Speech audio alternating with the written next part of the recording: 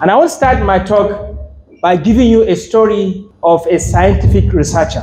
It's a science researcher and a tribe. This science researcher, he heard about a unique tribe that was in the deep forest. No one goes there. And this researcher said, I must find this tribe. And when he went inside the deep forest, he discovered something unique about this tribe. This tribe, they're not much. They're about 300 people. And he discovered that all of them, they were blind. They were all blind. They could not see. Nobody could see. And he discovered that they were living their life normally, just like normal human beings. And he pretended also to be like a blind person. He went ahead, lived the same way they lived. And he discovered that they did not realize that there could be an eyesight. Nobody in the tribe knew that people could see with their eyes because they have not seen anybody who could see. So they believed the whole world nobody could see. So they settled, they believed in their lives that nobody could see.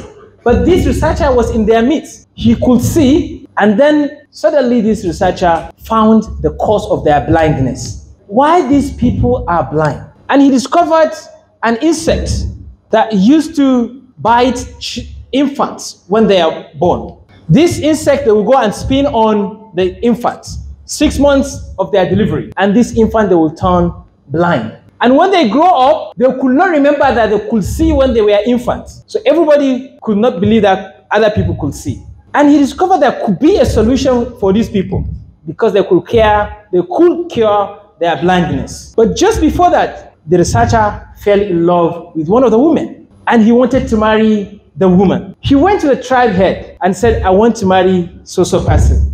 And that was at the same moment when the tribe was suspecting him because he was saying things that they didn't know. They would hear him saying, hey, it is sunrise now. There are so many stars on the sky. They said, what is stars? What is sky? What is sunrise? Why are you saying things we don't know? We are suspecting you. And then they forced the researcher to tell the truth.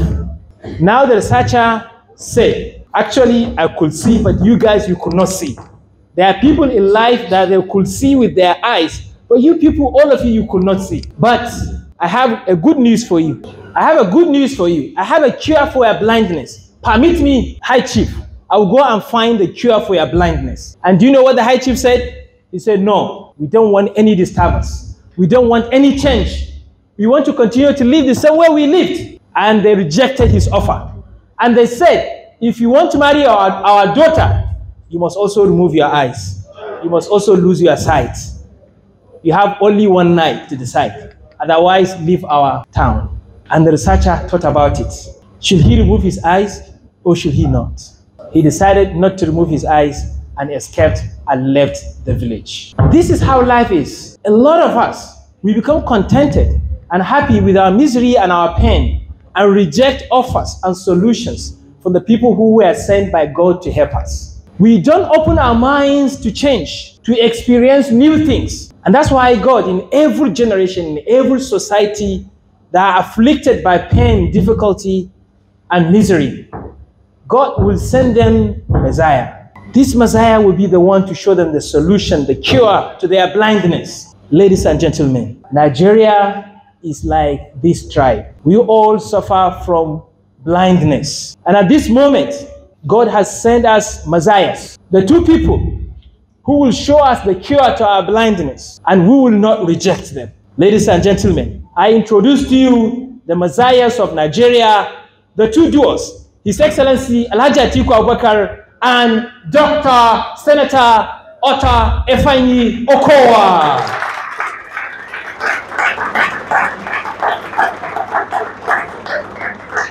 We will not ask them to remove their eyes. We will not ask them to be like all of us because they could see what we could not see. Therefore, we have to open our minds because a lot of us will start thinking of what we are going to lose in the process of change, not minding about what we are going to gain after the change.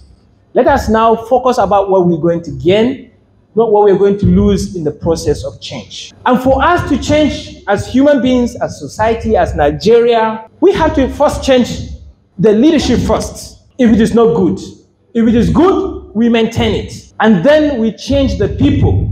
But we cannot kill the people. We cannot vote people out the same way we vote leaders out. We can change people by changing their values, by changing their ideals. That's the same way we can change society. And that's why one of the best investments is investing in the values and the norms of the people.